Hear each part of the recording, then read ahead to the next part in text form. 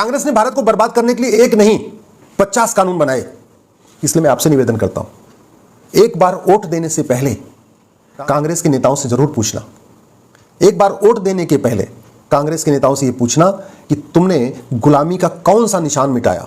इतने साल सत्ता में रहने के बाद समान शिक्षा क्यों नहीं लागू किया, समान नागरिक संहिता क्यों नहीं लागू किया, घुसपैठ के खिलाफ कठोर कानून क्यों नहीं बनाया, धर्मांतरण के खिलाफ कठोर कानून क्यों नहीं बनाया, जनसंख्या नियंत्रण, जनसंख्या विस्फोट रोकने के लिए कठोर कानून क्यों नहीं बनाया, तुमने अश्लीलता नियंत्रण के लिए कानून क्यों नहीं बनाया, तुमने नशा के खिलाफ कठोर कानून क्यों नहीं बनाया, तुमने भारत के संविधान को लागू करने के लिए क्यों नहीं बनाया, तुमने वेद पुराण को जन जन तक पहुंचाने के लिए वेद पुराण को शिक्षा व्यवस्था में शामिल क्यों नहीं किया, तुमने भगवद गीता और रामायण को एजुकेशन में क्यों नहीं डाला, तुमने सेकुलर शब्द भारत में क्यों जोड़ा, तुमने सोशलिस्ट शब्द भारत में क्यों जोड़ा।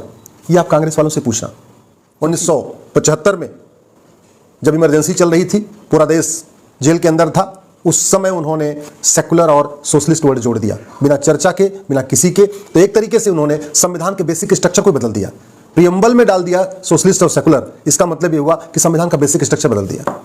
फिर उसके बाद 1984 में राजीव गांधी को एक ऐतिहासिक बहुमत मिला, 400 सीट से ज्यादा मिली। उस समय नारे लगते थे अब की बार 400 पार, अब की बार 400 पार, और 404 सीट मिली। अगले साल 1985 में राजीव गांधी ने सिटीजनशिप एक्ट को बदल दिया और पूरे देश के घुसपैठियों, खासतौर पे जो असम के घुसपैठिए थे, उसका उनको लाभ मिल गया। ये सिटीजनशिप एक्ट कहता है सेक्शन 6 से कि जो असम में आ चुके हैं घुसपैठिए 71 तक, ये सब सारे के सारे नेचुरल वे में भारत के नागरिक बन गए। और उसका फायदा ये हो रहा है कि जो 71 के बाद में भी आए हैं, 85 में आए, 90 में आए, 2000 में आए, 2010 में आए, वो भी कह रहे हैं हम 71 के पहले आए थे, क्योंकि कोई बॉर्डर पे पर्ची तो कटती नहीं है कहाँ कब आए हैं, वो तो अवैध रूप से आते हैं। तो घुसपैठियों को निकालने की बजाय, घुसपैठियों के खिलाफ कठोर कानून बनाने की बजाय राजीव गांधी ने 1985 में सेक्शन 6A जोड़ दिया। और ये सेक्शन 6A कश्मीर की आर्टिकल 35A से भी ज्यादा खतरनाक है। कश्मीर में जितना 370 का दुष्परिणाम हुआ, आर्टिकल 35A का दुष्परिणाम हुआ, उससे ज्यादा खतरनाक है ये धारा 6A, जो असम को बर्बाद करके रखेगी। उसके बाद भी पेट नहीं भरा। अगले साल 1986 में साहबानों का मामला आया था सुप्रीम कोर्ट का। सुप्रीम कोर्ट का फैसला पलटने के लिए कानून बना दिया और मुस्लिम महिलाओं को जो गुजारा भत्ता मिलना था उसको बंद कर दिया 1986 में। ये काम भी राजीव गांधी ने किया। फिर उसके बाद इस देश में मुगलों के इलीगल काम को लीगलाइज करने के लिए कानून बना 1991 में, वो भी कांग्रेस ने बनाया था। आप जरा सोचिए, यहां पे हजारों की संख्या में मंदिर तोड़े गए थे, और किसके द्वारा? बाबर के जरिए, हुमायूं के जरिए, औरंगजेब ने तोड़वाया, अकबर ने भी तोड़वाया, गजनी ने तोड़वाया था, गोरी ने तोड़वाया था, अहमद शाह अब्दाली ने तोड़वाया था। हजारों की संख्या में मंदिर तोड़े गए थे। उन मंदिरों को रिस्टोर करने के लिए कानून बनाने की बजाय 1991 में कांग्रेस ने कानून बनाया जिसको प्लेस ऑफ वर्शिप एक्ट कहते हैं, पूजा स्थल कानून कहते हैं, और उसने सारे के सारे मुगलों के इलीगल काम को लीगलाइज कर दिया। 1588 में बाबर ने अयोध्या को तोड़ा, 1670 में औरंगजेब ने मथुरा भगवान कृष्ण की जन्मभूमि को तोड़ा, 1377 में तुगलक ने अटाला देव मंदिर को तोड़ा जो जौनपुर में है, जिसको अटाला मस्जिद कहते हैं। 1669 में औरंगजेब ने काशी विश्वनाथ जी मंदिर का तोड़ा था। 1410 में अलाउद्दीन ने रुद्र महालय मंदिर तोड़ा था। 1552 में अहमद शाह अब्दाली ने, जिसके नाम पे अहमदाबाद चल रहा है, उसने भद्रकाली मंदिर को तोड़ा था। इसी तरीके से पश्चिम बंगाल की जो अदीना मस्जिद बनी है वो भी मंदिर तोड़ के बनी है। विदिशा में 1658 में औरंगजेब ने वीजा मंदिर को तोड़ के वीजा मंदिर मस्जिद बनवा दिया। आपका धार में भोजशाला सरस्वती जी के मंदिर को तोड़ के वहां पे भी जो है मूर्तियों को तोड़ दिया गया। तो कांग्रेस की ड्यूटी थी कि भाई भारत स्वतंत्र हो गया है तो कानून बनाए और सारे जो मठ मंदिर तोड़े गए उनको रिस्टोर करे, उनको बनवाएं। वो काम नहीं किया। 1991 में प्लेस ऑफ वर्शिप एक्ट बनाया और बोल दिया कि जो भी ये मुगल तोड़े थे वो सब सही है, ये सब लीगलाइज हो गया। अगले साल 1992 में मुस्लिम्स को फायदा देने के लिए और हिंदुओं को आपस में बांटने के लिए, क्योंकि हिंदू लॉ के अनुसार, संविधान के अनुसार हिंदू, जैन, बौद्ध, सिख, ये हिंदू, जैन, बौद्ध और सिख ये चारों हिंदू कहलाते हैं। लेकिन 1992 में कानून बना के सिख को भी माइनॉरिटी बना दिया, जैन को भी माइनॉरिटी बना दिया, बौद्ध को भी माइनॉरिटी बना दिया। असली मकसद था मुस्लिम्स को फायदा पहुंचाना, लेकिन एक ही तीर से दो निशान साधा 1992 में। इसको कहते हैं माइनॉरिटी कमीशन एक्ट। अगले साल 1995 में वक्फ एक्ट बना दिया। मुस्लिम्स को पूरे देश की जमीन पर कब्जा करने के लिए एक वक्फ एक्ट बनाया 1995 में। अगले फिर 2004 में माइनॉरिटी एजुकेशन एक्ट बना दिया। ये काम मनमोहन सिंह ने किया था। 2010 में FCRA बनाया।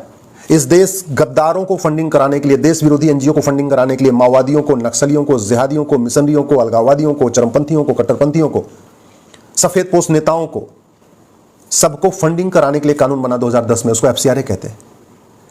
2012 में राइट टू एजुकेशन के दायरे से मदरसे को बाहर निकाल दिया। जब राइट टू एजुकेशन 2009 में बना था तो मदरसे भी उसके दायरे में आते थे। 2012 में उससे उसको बाहर निकाल दिया। ऐसे ही अनेक 50 से ज्यादा कानून है जो कांग्रेस ने बनाया है। कांग्रेस ने गुलामी का नाम नहीं मिटाया, गुलामी का निशान नहीं मिटाया, गुलामी की परंपरा को नहीं खत्म किया, गुलामी के रीति रिवाजों को खत्म करने के लिए कुछ नहीं किया, गुलामी की भाषा को कम करने के लिए कुछ नहीं किया।